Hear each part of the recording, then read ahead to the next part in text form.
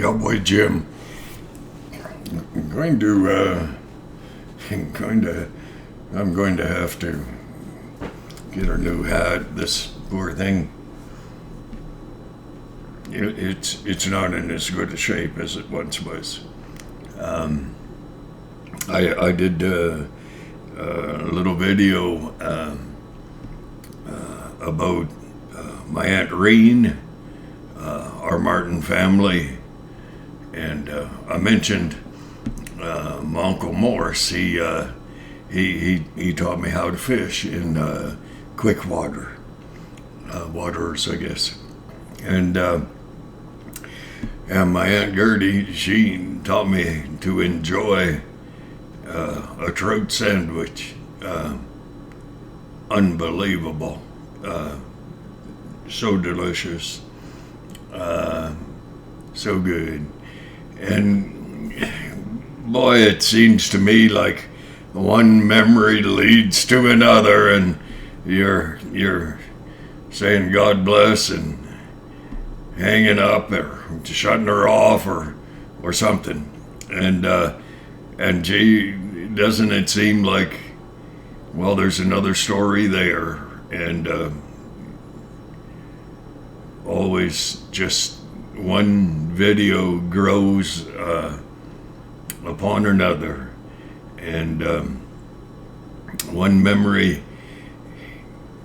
just develops into another one. And I spoke with my elderly sister today, and well, she's 13 months older than I am.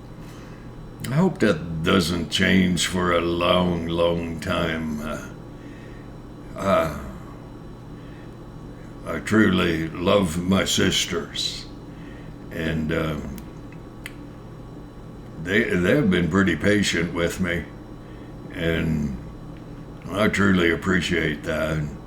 I was thinking today, after I did that last video, I was remembering my Uncle Morris. I don't know how old that man is, but he has to be well up over 90 as well. And different last name. He married into our family. And but he was a big man. I mean, huge. And I was somewhere in the 12, 14-year-old mark, and I'd done a fair bit of martial arts already, and my uncle, he had a bit of a reputation for fighting. I don't know how he got that, because I never saw him fight, and he never acted like he wanted to fight, but he always walked like he was flat out ready. And perhaps because of that, no one wanted to take a shot at him. And I don't know how it happened. I think it was my dad. They were sitting at the kitchen table, and well, I do think it was my dad said, "Why don't you try one of your judo chokeholds on Morris?" And I thought I'd like to do that. I liked him. I mean, I just flat out liked that man. And he said, "Sure, but put your best chokehold on me." And I thought, "Oh, I can do that." And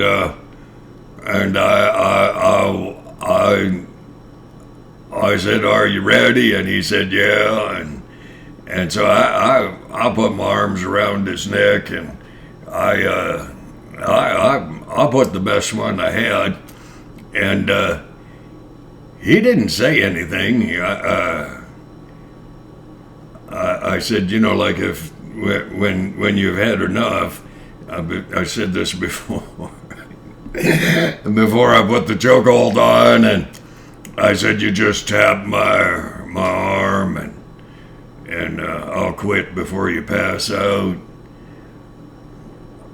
I'd used that a few times. In fact, in Toronto, at a tournament when I won my blue belt, I'd worked nearly 3 years for my brown belt. Back then, they didn't give you belts, colored belts, just to keep you paying to take lessons, because our instructors, they didn't charge us anything. And I'm telling you, when you were awarded a belt, it was because you earned it. You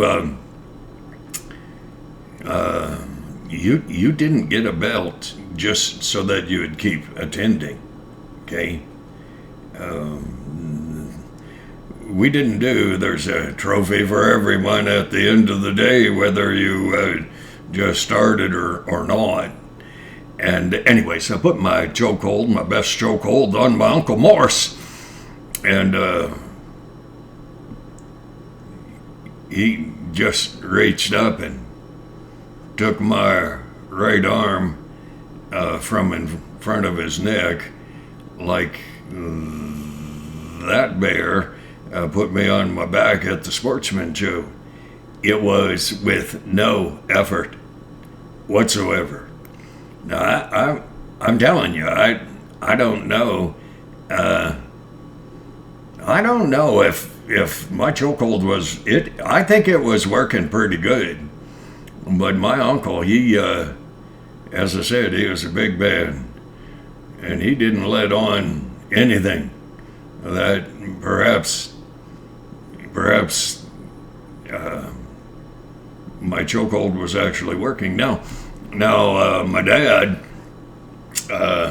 he was sitting next to Uncle Morse, and he said, "Go ahead and put it on me." And I thought, I will.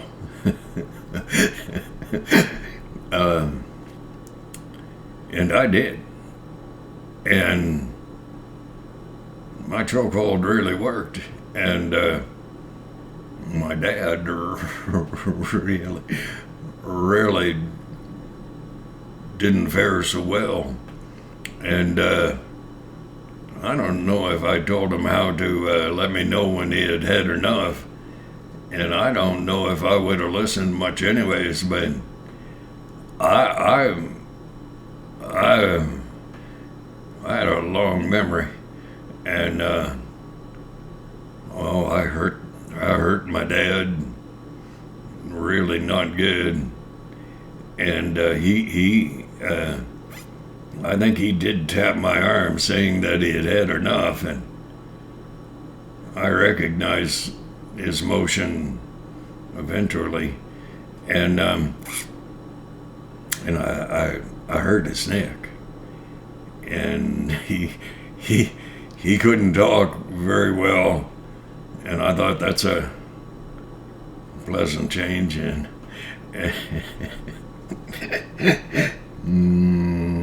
he and I became good friends. It took a long time.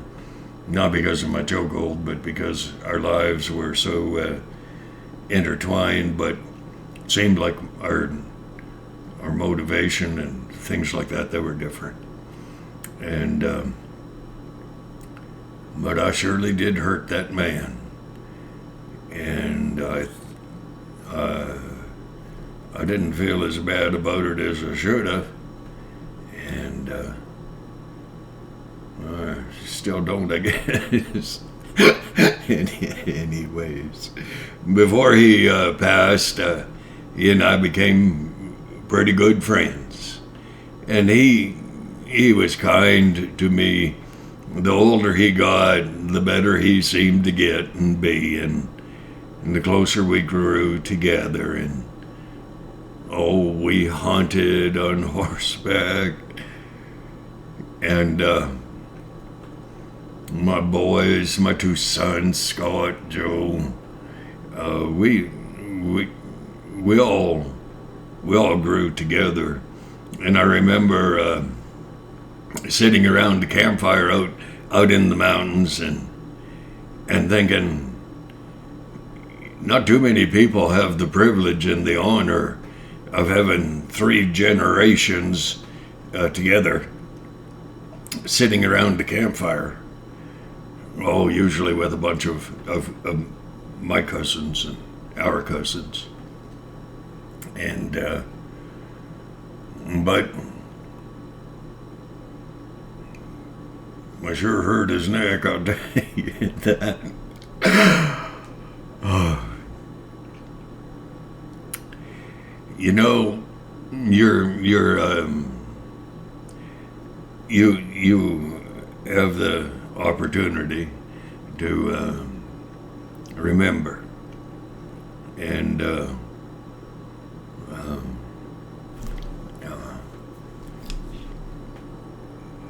that's a good part. Choose your memories. Choose them carefully.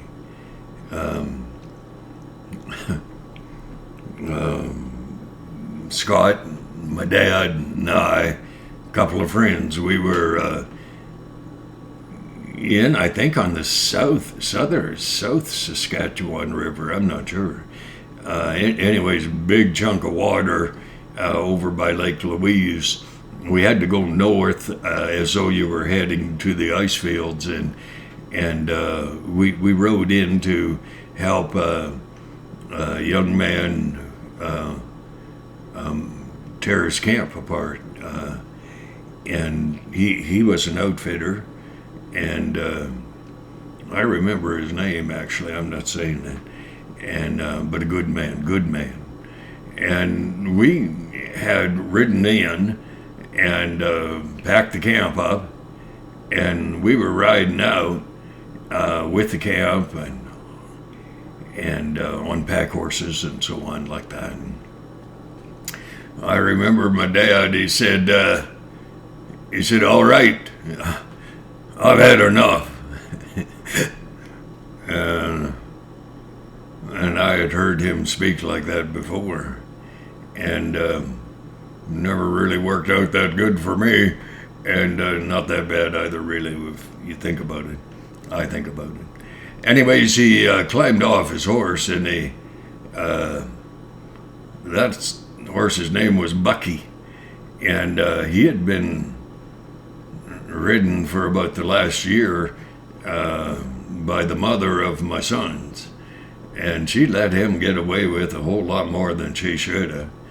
And so Bucky, he would not hold still. He was just bouncy all the time. And my dad had taken a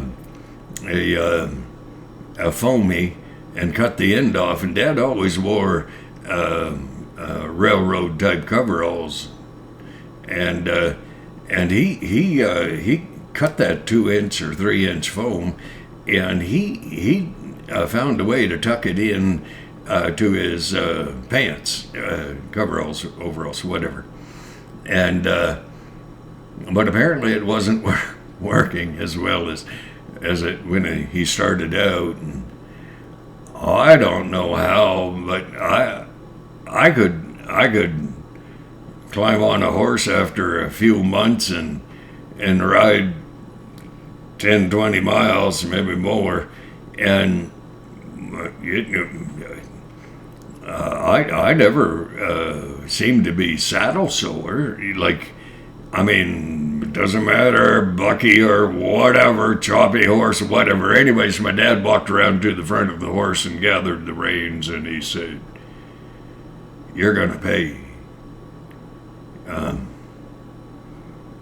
Well, he punched that horse right on the nose, and Bucky kind of almost dropped his rear end as though he were going to sit down, but he wouldn't. That short horse, Arab, perhaps a bit of quarter horse mixed in, and that horse, he didn't sit down. I had seen my dad hit a horse once before, and that horse would not stand up again.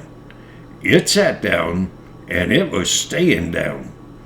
And this time, Bucky, he didn't lose his footing, and he didn't squat on his bum.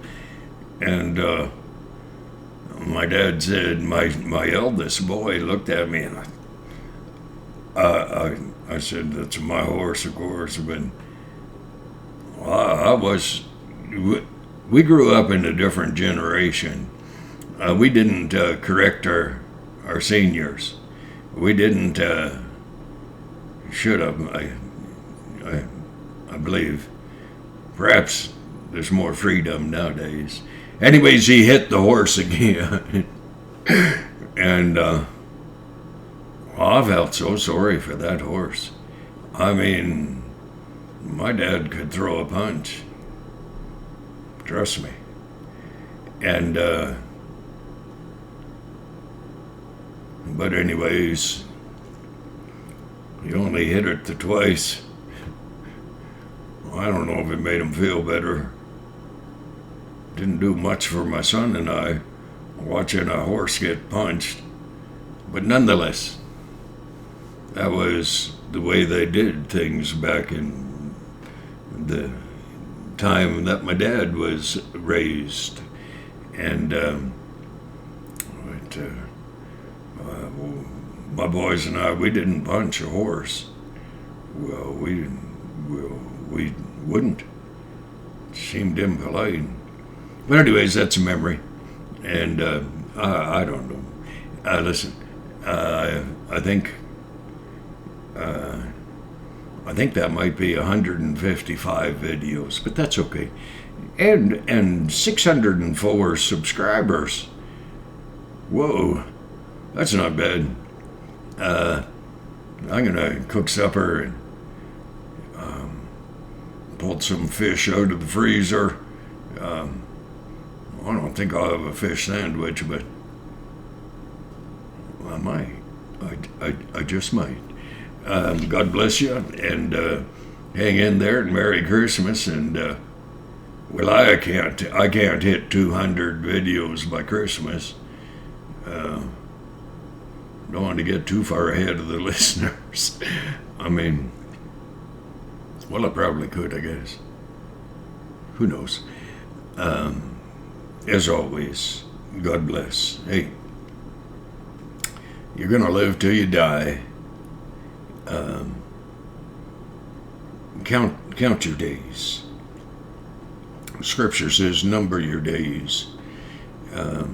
And another way of looking at that is appreciate your days. Appreciate where you come from, how you got to where you are.